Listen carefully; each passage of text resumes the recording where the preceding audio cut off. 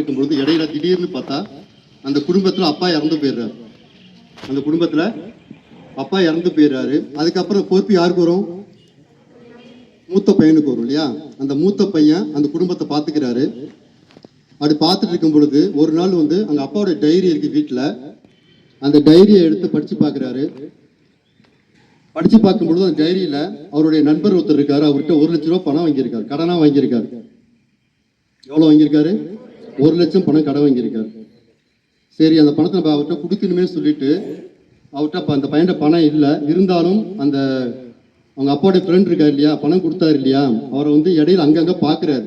ஒரு நல்ல காரியத்தில் அங்கங்கே பார்க்கும் பொழுது நம்ம அப்பா பணம் வாங்கிக்கிறது பையனுக்கு தெரியுது.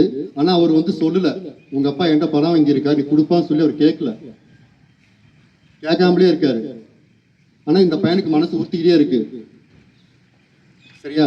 அதனால ஒரு நாள் என்ன பண்ண, திருப்பி என்ன பண்ணுறான், அந்த பையன் என்ன பண்ணுறான், 1 லட்ச ரூபா பணம் ரெடி பண்ணி அதை கொண்டு போயிட்டு அந்த அப்பாவுடைய ஃப்ரெண்டில் போய் கொடுக்குறாரு.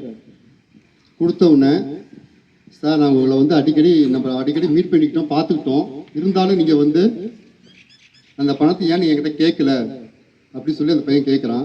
கேட்டவுடனே அந்த அவங்க அப்பாவுடைய ஃப்ரெண்டு சொல்கிறாரு, தம்பி உங்கள் அப்பா வந்து எனக்கு ரொம்ப ஃப்ரெண்டு, அவர் வந்து எனக்கு பல இடத்துல வந்து உதவி பண்ணிருக்காரு, பல நேரங்களில் எனக்கு உதவி பண்ணிருக்காரு. திடீர்னு ஒரு நாள் வந்து அவருக்கு அவசரமாக பணம் தேவைப்பட்டுச்சு, உங்கள் அம்மாவுக்கு உடம்பு சரியில்லை, மருத்துவமனையில் போய் சேர்க்கணும், பணம் தேவைப்படுது, கொஞ்சம் இருந்தால் கொடுங்க சொல்லி கேட்டாலும் கொடுத்தேன்.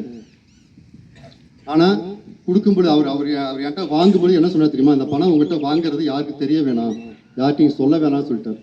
அதனால தான் தம்பி உங்கள்கிட்ட சொல்லலை, அதை எனக்கு கேட்கறதுக்கு மனசு வரலன்னு சொல்லி அவர் சொல்கிறார். இருந்தாலும் அந்த அந்த அந்த அப்பாவுடைய பையன் என்ன சொல்கிறான், கரெக்டாக கொண்டு போய் பணத்தை கொடுத்து நல்ல பேர் வாங்குறான் இல்லையா? இதுதான் என்ன தெரிஞ்சுக்கிறோம் நம்ம. நல்ல பண்பும் நல்ல செயலும் ஒரு மனிதனை உயர்த்தி காட்டும். நல்ல பண்பும் நல்ல செயலும் ஒரு மனிதனை உயர்த்தி காட்டும் என்பதற்கு ஒரு உதாரணம். அதுமாரி நம்மளும் நல்ல செயல்பாடுகள் இருக்கணும், நல்ல பண்புகளை வளர்த்துக்கணும், நல்ல ஒழுக்கத்தை வளர்த்துக்கணும், டீச்சர்ஸ் சொல்றதை கேட்கணும்,